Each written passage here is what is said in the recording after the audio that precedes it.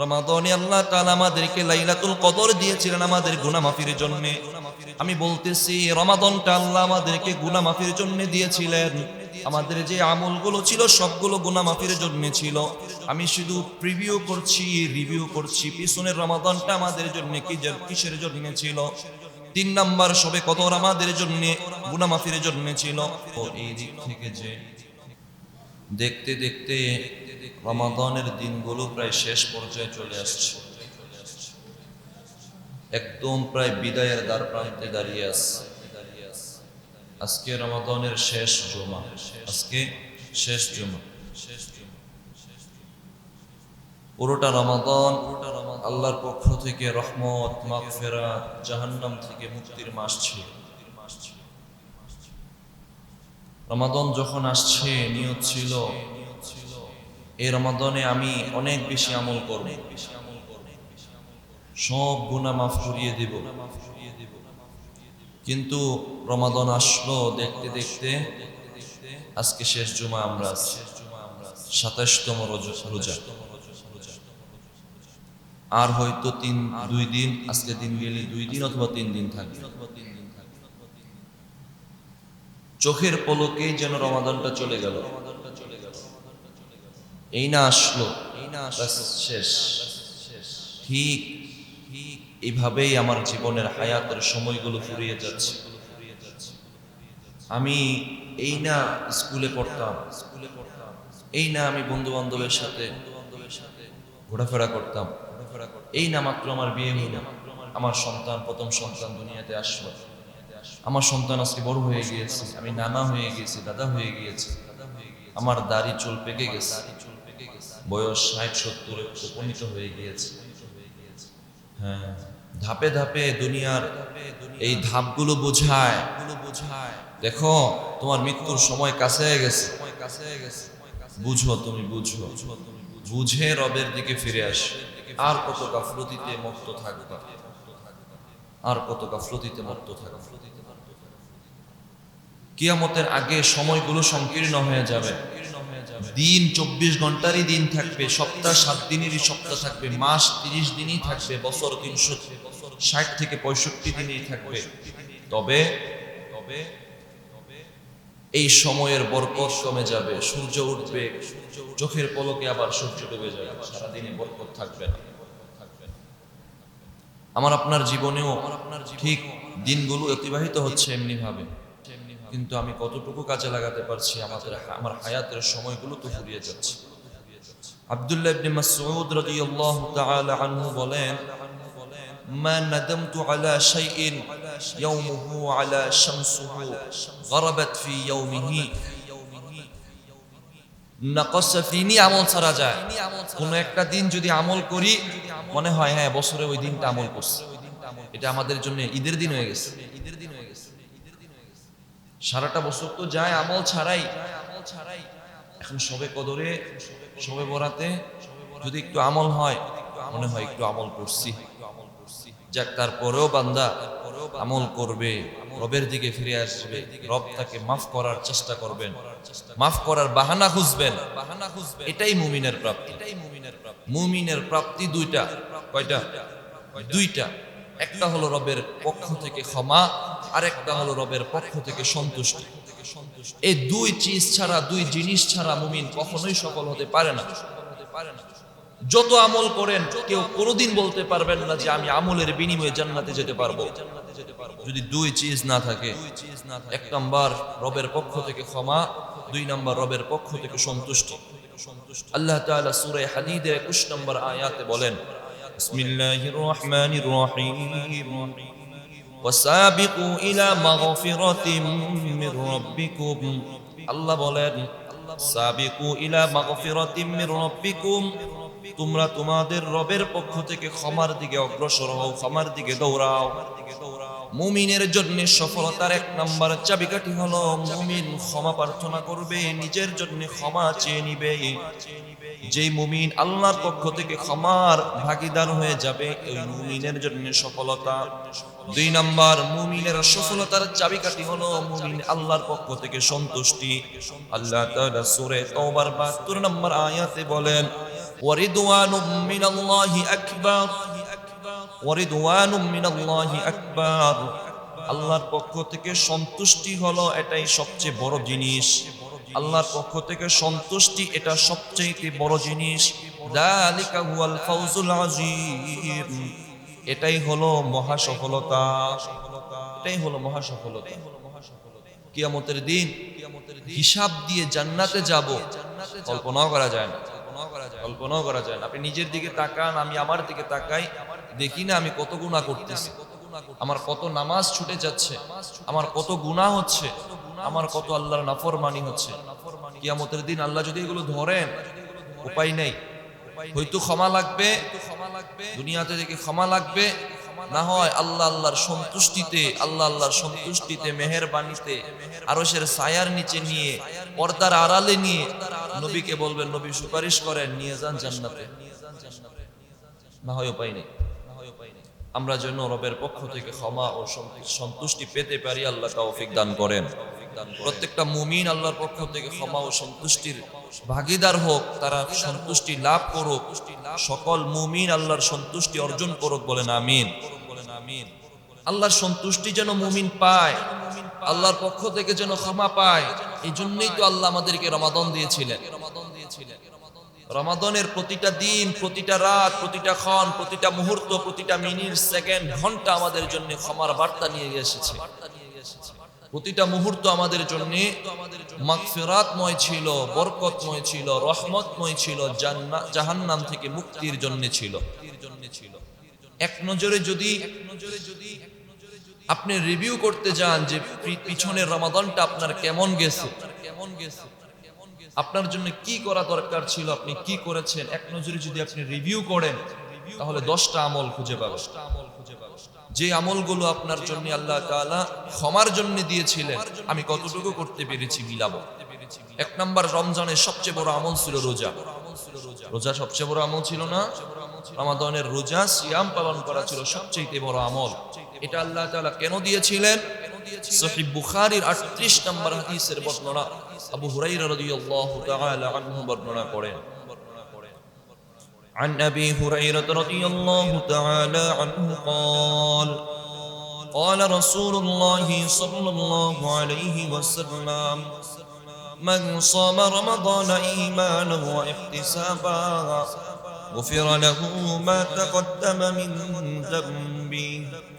আল্লাহর নবীর জালিলুল কদর সাহাবী হযরত আবু হুরায়রা রাদিয়াল্লাহু তাআলা আনহুর বর্ণনা, তিনি বলেন, আল্লাহর হাবিব জনাবে মুহাম্মদুর রাসূলুল্লাহ সাল্লাল্লাহু আলাইহি ওয়াসাল্লাম ফরমান, মান সামা রমাদান ঈমানান ওয়া ইহতিসাবা, যে ব্যক্তি রমজানের রোজা রাখলো ঈমানের সাথে এবং নেকির আশায়, গুফিরা লাহু মা তাকদ্দামা মিন যামবি, আল্লাহ তাআলা তার পিছনের সমস্ত গুনাহগুলোকে মাফ করে দিবেন।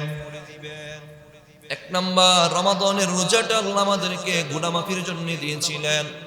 রমাদানের রোজা রাখো ঈমানের সাথে নেকির আশায়, তাহলে তোমার যত গুনাহ ছিল, তোমার গুনাহগুলোকে অটোমেটিক আল্লাহ মাফ করে দিবেন।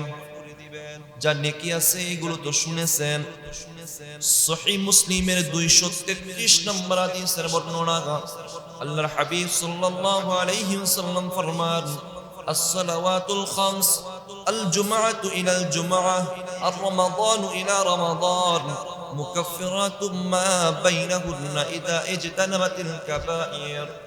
আল্লাহর হাবিব সাল্লাল্লাহু আলাইহি ওয়াসাল্লাম ফরমান, 5 ওয়াক্ত নামাজ, এক জুমা থেকে অপর জুমা, এক রমাদান থেকে অপর রমাদান, এই নেকিগুলো, এই আমলগুলো মানুষের যে গুনাহগুলো ছিল ওই গুনাহগুলোকে মিটিয়ে দেয়। 5 ওয়াক্ত নামাজ, এক জুমা থেকে অপর জুমা, এক জুমা পড়ছেন অপর জুমা পর্যন্ত যে পিছনের যে গুনাহগুলো হয়েছে, এবং এই রমাদানের রোজাগুলো রাখছেন পিছনে রমজান পর্যন্ত যে গুনাহগুলো হয়েছিল, মুকাফফিরাতুম মা বাইনাহুন্না, এর মাঝখানে যে গুনাহগুলো হয়েছে হবে, আল্লাহ তাআলা সেই গুনাহগুলো মাফ করে দিবেন। এক নাম্বার রমজানের রোজাটা আল্লাহ আমাদের জন্য গুনাহ মাফির জন্য দিয়েছিলেন। দুই নাম্বার রমাদানের দ্বিতীয় সর্বোচ্চ আমল ছিল রমাদানের রাতে দাঁড়িয়ে কিয়ামুল লাইল তারাবির নামাজ পড়া। এই নামাজটাও আল্লাহ আমাদের জন্য গুনাহ মাফির জন্য দিয়েছিলেন।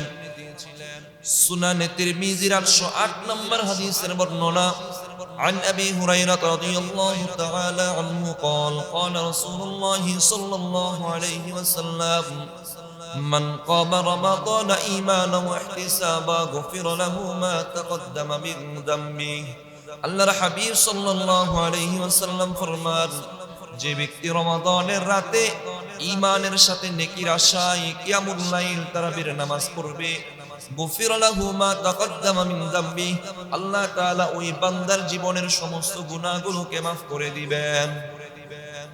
রমাদানের আমাদের 2 নাম্বার আমল ছিল তারাবির নামাজ। আল্লাহ তাআলা এই তারাবির ওসিলায় তারাবির বদলতেও এই নেকির ওসিলায়ও আমাদের গুনাহ maaf করাতে চাইতেন, গুনাহ maaf করাইতে চান। সুনানে নাসাঈর 2518 নম্বর হাদিসের বর্ণনা আল্লাহর হাবিব সাল্লাল্লাহু আলাইহি ওয়াসাল্লাম ফরমান, ইন্নাল্লাহা ফারাদা সিয়ামা রমাদান আলাইকুম, নবীজি বলেন আল্লাহ তাআলা তোমাদের উপর রমজানের রোজাকে ফরজ করেছেন। ওয়াসানানতু লাকুম কিয়ামাহু, এবং আমি নবী তোমাদের জন্য রমাদানের রাতে দাঁড়িয়ে তারাবির নামাজ আদায় করাকে সুন্নাত করেছি। ফামান সামাহু ওয়া কামাহু ঈমানান ওয়া ইহতিসাবা, যেই ব্যক্তি রমাদানে রোজা রাখবে এবং রাতের বেলা তারাবির নামাজ আদায় করবে ঈমানের সাথে এবং নেকির আশায়, খরাজা মিন যুনুবিহি কায়াউমি ওয়ালাদাতু উম্মুহু, সে গুনাহ থেকে এমন ভাবে পবিত্র হয়ে যাবে যেমনি ভাবে একটা শিশু দুনিয়াতে ভূমিষ্ঠ হয় পবিত্র অবস্থায়। একটা শিশু দুনিয়াতে যেমন পবিত্র অবস্থায় ভূমিষ্ঠ হয়, ঠিক তেমনি ভাবে রমাদানের রোজা এবং রাতের তারাবির নামাজ যে ব্যক্তি ধারাবাহিক নিয়মতান্ত্রিক আদায় করবে, আল্লাহ তাআলা তার গুনাহগুলোকে ঠিক তেমনি ভাবে maaf করে দিবেন। রমাদানে আমাদের 2 নাম্বার আমল ছিল কিয়াম, তারাবির নামাজ। 3 নাম্বার রমাদানে আমাদের জন্য একটা বিশেষ রজনী ছিল, আছে, যেটা হলো লাইলাতুল কদর। এই রাতটাও আল্লাহ আমাদেরকে এজন্যই দান করেছেন যেন বান্দা গুনাহ থেকে maaf করাতে পারে, গুনাহ maaf করাতে পারে, গুনাহ থেকে পরিত্রাণ পেতে পারে। সহিহ বুখারীর 1901 নম্বর হাদিসের বর্ণনা আম্মা আয়েশা সিদ্দিকা রাদিয়াল্লাহু তাআলা আনহা বলেন, عن عائشة رضي الله تعالى عنها قالت قال النبي صلى الله عليه وسلم من قام ليلة القدر إيمانا واحتسابا غفر له ما تقدم من ذنبه أما عائشة صديق رضي الله تعالى عنها বলেন, আল্লাহর হাবিব সাল্লাল্লাহু আলাইহি ওয়াসাল্লাম ফরমান, মান কামা লাইলাতাল কদরি ঈমানা ওয়া ইহতিসাবা, যেই ব্যক্তি কদরের রাত্রিতে ঈমানের সাথে সওয়াবের আশায় রাত্রি জাগরণ করে নামাজ আদায় করবে, গুফির লাহু মা তাকদ্দামা মিন যামবি, আল্লাহ তাআলা তার পিছনের সমস্ত গুনাহগুলোকে maaf করে দিবেন। এজন্যই আমি বলি, কদর কোন দিন এটা তো আগেও শুনেছেন, এটা বলিয়ে দেওয়া হয়েছে। সম্ভাব্য বেজুর রাত্রির যে কোনো রাত্রিতে কদর হতে পারে, এজন্য আপনি প্রত্যেকটা রাত্রিতে অন্তত 2 রাকাত করে নামাজ আদায় করবেন। আল্লাহ চাহে তো যে কোনো একটা রাত্রিতে তো সবে কদর হবেই হবে, যে কোনো একটা রাত্রিতে সবে কদর হবে। আপনি প্রত্যেকটা রাত্রিতে অতিরিক্ত 2 রাকাত নামাজ পড়েছেন, আর ওই নামাজটা যখন সবে কদরে হয়ে যাবে, এই হাদিসের আলোকে সহিহ বুখারীর 1901 নম্বর হাদিসের আলোকে আল্লাহ তাআলা আপনার পিছনের সমস্ত গুনাহগুলো maaf করে দিবেন। এবং সূরা কদরের 2 নম্বর আয়াতের ব্যাখ্যাতে তাফসীরগণ মুফাসসিরিনে কেরাম লিখেন, ওই 2 রাকাত নামাজের বদলতে আপনি 83 বছর 2 রাকাত নামাজ পড়লে যে সওয়াব পেতেন, আল্লাহ তাআলা আপনার আমলনামায় সেই সওয়াব দান করে দিবেন। রমাদানে আল্লাহ তাআলা আমাদেরকে লাইলাতুল কদর দিয়েছিলেন আমাদের গুনাহ মাফির জন্য। আমি বলতেছি, রমাদানটা আল্লাহ আমাদেরকে গুনাহ মাফির জন্য দিয়েছিলেন। আমাদের যে আমলগুলো ছিল সবগুলো গুনাহ মাফির জন্য ছিল। আমি শুধু রিভিউ করছি পিছনের রমাদানটা আমাদের জন্য কিসের জন্য ছিল। 3 নাম্বার সবে কদর আমাদের জন্য গুনাহ মাফির জন্য ছিল। 4 নাম্বার, রমাদানে প্রতিদিন আমরা ইফতার করেছি আলহামদুলিল্লাহ। আমরা অনেকেই আমাদের আত্মীয় স্বজন গরিবদেরকে এবং ইমাম মুয়াজ্জিন এবং আপনাদের মুসল্লিদেরকে মেহমানদারি ইফতারির মাধ্যমে করিয়েছি। এটাও রমাদানের একটা বিশেষ আমল। এই আমলটাও নবীজি এজন্যই বলেছেন যাতে করে উম্মত গুনাহ মাফ করাতে পারে। সুনানে বাইহাকি শুআবুল ঈমানের 3336 নম্বর হাদিসের বর্ণনা, হযরত সালমান ফারসি রাদিয়াল্লাহু তাআলা আনহু বর্ণনা করেন। সালমান আল ফারসি রাদিয়াল্লাহু তাআলা আনহু قال قال رسول الله صلى الله عليه وسلم من فطر فيه صائما كان له مثل أجره كان له مغفرة لذنوبه وعتق رقبة من النار। আল্লাহর হাবিব সাল্লাল্লাহু আলাইহি ওয়াসাল্লাম ফরমান মান ফাত্তারা সাইমান। এই হাদিসটা অনেক লম্বা হাদিস। নবীজি বলেন যেই ব্যক্তি কোন রোজাদারকে ইফতার করাবে তার জন্য প্রথমত দুইটা সওয়াব। এক নাম্বার কানা লাহু মিসলা আজরিহি, রোজাদার রোজা রেখে যে সওয়াব অর্জন করেছে আল্লাহ তাআলা এই রোজাদারের পূর্ণ একটা সওয়াব ইফতার করানো ব্যক্তিকে আল্লাহ দান করবেন। শুধু এতটুকুই নয়, কানা লাহু লিমাগফিরাতিল যুনুবিহি, এবং আল্লাহ তাআলা যেই ব্যক্তি ইফতার করিয়েছে তার জীবনের পিছনের গুনাহগুলোকে আল্লাহ মাফ করে দিবেন। রমাদানে আল্লাহ এই আমলটা আমাদের জন্য দিয়েছিলেন আমরা যেন গুনাহ মাফ করাতে পারি। এটা হলো 4 নম্বর আমল। রমাদানে 5 নাম্বার আল্লাহ তাআলা আমাদের জন্য এমন আমল দিয়েছিলেন যেটা হলো আমরা যারা মালিকানাধীন আছি, ব্যবসায়িক প্রতিষ্ঠানে আমাদের যারা অধীনস্থ লোক আছে অথবা আমাদের যাদের প্রতিষ্ঠান আছে প্রতিষ্ঠানে অধীনস্থ মানুষ আছে, আমরা আমাদের অধীনস্থ মানুষদের কাজের বোঝা হালকা করে দেব, এতে করে আল্লাহ আমাদের গুনাহ মাফ করিয়ে দিবেন। এই সুযোগটা আল্লাহ আমাদের জন্য গুনাহ মাফের জন্য রেখেছিলেন।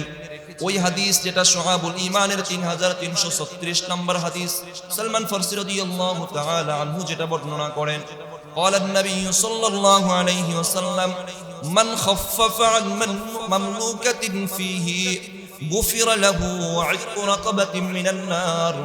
আল্লাহর হাবিব সাল্লাল্লাহু আলাইহি ওয়াসাল্লাম ফরমান মান খাফফাফা আন মামলুকাতিন ফীহ, যেই ব্যক্তি রমাদানের দিনগুলোতে তার অধীনস্থ ব্যক্তির কাজের বোঝা হালকা করে দিবে, গুফির লাহু মা তাকদ্দামা মিন যামবিহি ওয়া খাফফাফা আন যুনুবিহি, সে যখন তার অধীনস্থ ব্যক্তির কাজের বোঝা হালকা করে দিল আল্লাহ তাআলা তার গুনাহের বোঝা হালকা করে দিবেন।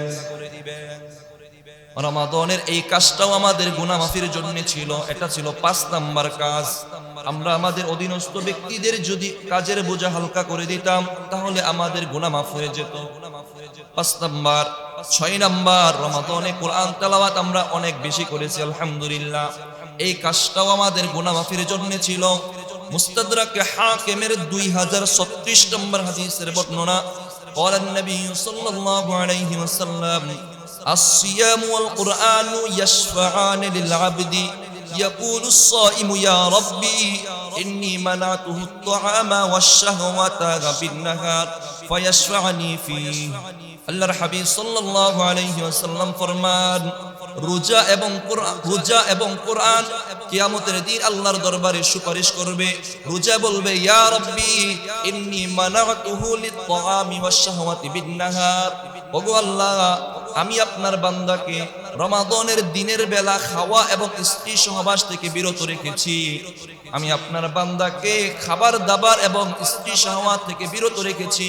আল্লাহ আপনি এই কিয়ামতের ময়দানে আমি আপনার কাছে এই রোজাদার ব্যক্তির জন্য সুপারিশ করতেছি। ঠিক তেমনি ভাবে কোরআন বলবে ওগো আল্লাহ আমি আপনার বান্দাকে রমাদানের রাত্রিতে তাকে ঘুম থেকে বিরত রেখে নামাজে দাঁড়িয়ে রেখেছি। ঘুম থেকে বিরত রেখে আমি তাকে নামাজে দাঁড়িয়ে রেখেছি।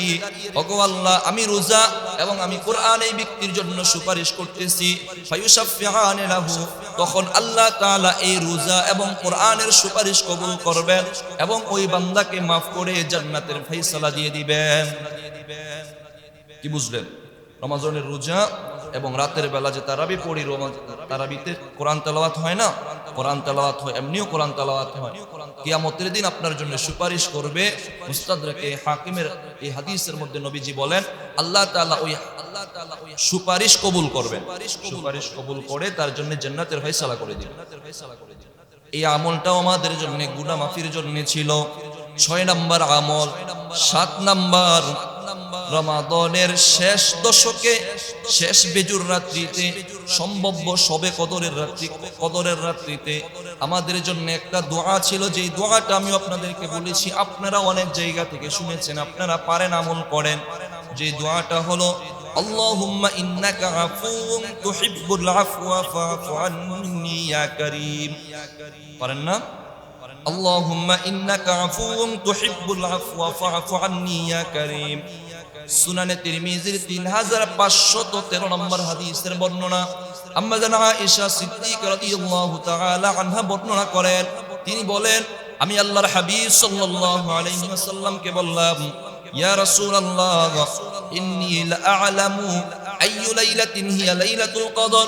ইয়া রাসূলুল্লাহ, যদি আমি কোনদিন জানতে পারি যে এই রাতটা হলো লাইলাতুল কদর, তাহলে আমি কি আমল করব? মা আকুলু লি, ইয়া রাসূলুল্লাহ, আমি কোন আমলটা করব? ফাকুল কুলি, নবী বললেন, তুমি বলবা আল্লাহুম্মা ইন্নাকা আফুউন তুহিব্বুল আফওয়া ফাআফু আন্নী ইয়া কারীম। অনেক সুন্দর একটা দোয়া, যেই দোয়ার অর্থ হলো আল্লাহুম্মা ইন্নাকা আফুউন, ওগো আল্লাহ আপনি ক্ষমাশীল। আল্লাহুম্মা ইন্নাকা আফুউন তুহিব্বুল আফওয়া, আপনি ক্ষমা করতে ভালোবাসেন। আল্লাহুম্মা ইন্নাকা আফুউন তুহিব্বুল আফওয়া ফাআফু আন্নী, ওগো আল্লাহ আপনি ক্ষমাশীল, ক্ষমা করতে ভালোবাসেন, সুতরাং আমাকে ক্ষমা করে দেন, আমাকে ক্ষমা করে দেন। এভাবে যখন বান্দা দোয়া করবে, আল্লাহ তাআলা তার গুনাহ মাফ। 8 নাম্বার, রমাদানে শুধু আমরাই আমাদের জন্য দোয়া করেছি এমন নয়, আমাদের গুনাহ মাফের জন্য আল্লাহ তাআলার পক্ষ থেকে অসংখ্য ফেরেশতারা আমাদের গুনাহ মাফের জন্য দোয়া করেছে। রমাদান চলে যাচ্ছে, আফসোস করা দরকার।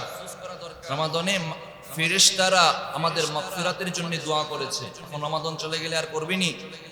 আর তো করবে না।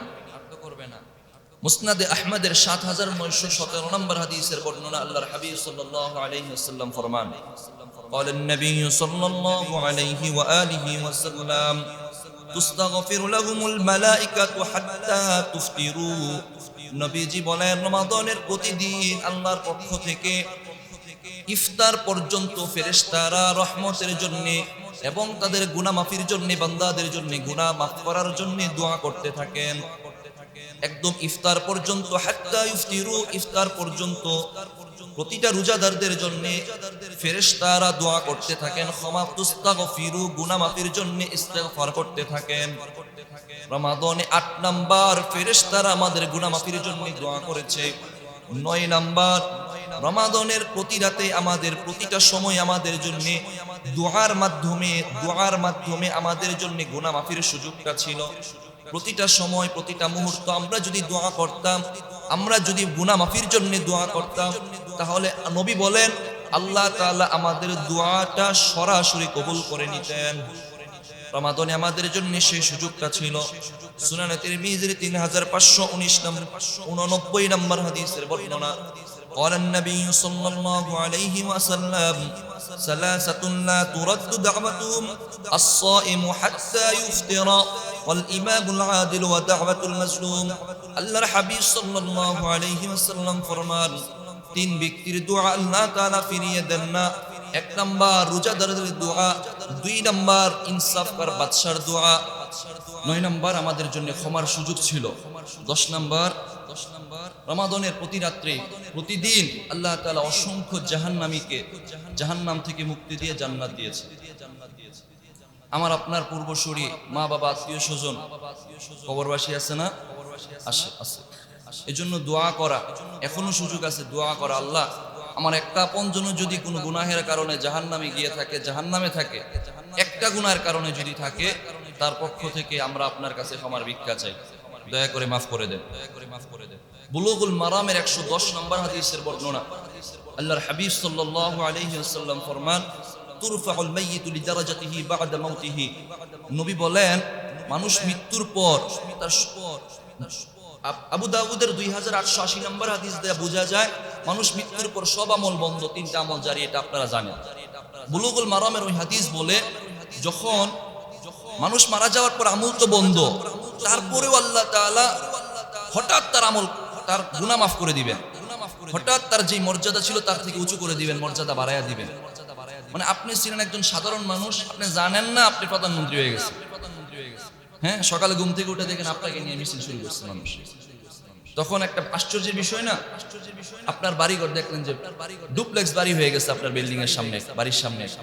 তখন আপনার আশ্চর্য লাগবে কি না? মানুষ মারা যাওয়ার পর মানুষের ওই অবস্থা হয়। প্রত্যেকটা মানুষ, প্রত্যেকটা না, কিছু কিছু মানুষ এমনটা দেখে যে তার মর্যাদা থেকে তাকে বাড়িয়ে দেওয়া হয়েছে, গুনাহ মাফ করে দেওয়া হয়েছে। কেন হলো? তখন ওই মানুষটা বলে, আল্লাহ বিআই শাইইন হাদিহি, ইয়া রব, কোন কারণে আমার এই মর্যাদা আমি পাইলাম, কোন কারণে আমার গুনাহ মাফ করানো হলো? আমার তো আমল নাই, যা আমল ছিল হিসাব হয়ে গেছে, আমি এখন আযাব ভোগ করতেছি। কিসের বদলতে আমি এটা পাইলাম? তখন আল্লাহ তাআলার পক্ষ থেকে জবাব দেওয়া হবে যে তোমার সন্তান অথবা তোমার কোনো আত্মীয় দুনিয়াতে থেকে তোমার জন্য দোয়া করেছে, এই দোয়ার বদলতে আল্লাহ তাআলা তোমাকে এই মর্যাদা দান করেছেন। এই জন্য সকলেই দোয়া করবেন, মা বাবার জন্য, যারা আমাদের আপনজন দুনিয়া ছেড়ে চলে গেছেন তাদের জন্য দোয়া করবেন। 10টা আমল বললাম, যে 10টা আমল আমাদের রমাদানে এমন ছিল যে আমলগুলো আল্লাহ তাআলা আমাদেরকে গুনাহ মাফ করার জন্য দিয়েছিলেন। এত কিছু দিলেন গুনাহ মাফ করার জন্য, তারপরও যদি গুনাহ মাফ না হয়, শাস্তি আছে না নাই? কত কঠিন শাস্তি আছে। এত সুযোগ পাওয়ার পরেও যদি যারা বঞ্চিত হবে, সুনানে তিরমিজির 3545 নম্বর হাদিসের বর্ণনা, আল্লাহর হাবিব সাল্লাল্লাহু আলাইহি ওয়াসাল্লাম ফরমান, 3 ব্যক্তির জন্য ধ্বংস, 3 ব্যক্তির জন্য ধ্বংস। রাকিমা আনফু রাজুলিন যুকিরতু ইনদাহু ফালাম ইউসাল্লি আলাইয়া, ওয়া রাকিমা আনফু রাজুলিন দাখালা আলাইহি রামাদান সুম্মা ইনসালাফা হাত্তা ইয়গফিরা লাহু, ورغم أنف رجل أدرك أبواه الكبر فلم يدخلاه الجنة। নবী বলেন 3 ব্যক্তির জন্য আমি ধ্বংসের বদদুয়া করতেছি। 1 নাম্বার, যার কাছে আমি নবীর নাম উচ্চারিত হলো সে আমার উপর দুরূদ পড়ে নাই, আমি নবী বদদুয়া করলাম সে ধ্বংস হোক। 2 নাম্বার, যে ব্যক্তি রমাদান পাইলো, রমাদান পেয়েও গুনাহ মাফ করাতে পারলো না, আমি নবী বদদুয়া করলাম সে ধ্বংস হোক। 3 নাম্বার, যে ব্যক্তি তার বৃদ্ধ পিতামাতা অথবা কারো একজনকে জীবিত পাইলো, মা বাবার খেদমত করে জান্নাত কামাই করতে পারলো না, ওই বান্দাটাও, ওই ব্যক্তিটাও ধ্বংস হোক। 2 নাম্বার ছিল রমাদান পেয়েও যে গুনাহ মাফ করাতে পারে নাই, গুনাহ মাফ করাতে পারে নাই। এই জন্য এখনো সুযোগ আছে, গুনাহ মাফ করানোর জন্য চেষ্টা করেন। আল আদাবুল মুফরাদের 664 নম্বর হাদিস, বিখ্যাত হাদিস, রাকান নবী সাল্লাল্লাহু আলাইহি ওয়াসাল্লাম আল মিম্বার في الدرجة الأولى قال آمين، وفي الدرجة الثانية قال آمين، وفي الدرجة الثالثة قال آمين। নবী যখন মিম্বরে আরোহণ করেন খুতবা দেওয়ার জন্য, প্রথম সিঁড়িতে যখন পা দিলেন নবী বললেন আমিন, দ্বিতীয় সিঁড়িতেও যখন পা দিলেন নবী বললেন আমিন, তৃতীয় সিঁড়িতেও যখন পা দিলেন নবী বললেন আমিন। সাহাবায়ে কেরাম বললেন, ইয়া রাসূলুল্লাহ, কোন কারণে আপনি আমিন বললেন? নবী বললেন যে আমাকে জিব্রাইল বলা হয়েছে, ইয়া রাসূলুল্লাহ, আপনার নাম উচ্চারিত হওয়ার পরেও যদি কোনো ব্যক্তি দুরূদ না পড়ে সে ধ্বংস হোক। আমি বললাম আমিন, মানে বাস কবুল। আমিন মানে আল্লাহ আপনি কবুল করে নেন। নবীর দোয়া কি কবুল হতে বাধা আছে? 2 নাম্বার, জিব্রাইল বলছে, ইয়া রাসূলুল্লাহ, রমজান পাইয়াও যে গুনাহ মাফ করাতে পারে নাই সে ধ্বংস হোক। আমিন, নবী বললেন আমিন। 3 নাম্বার, মা বাবাকে পেয়েও যে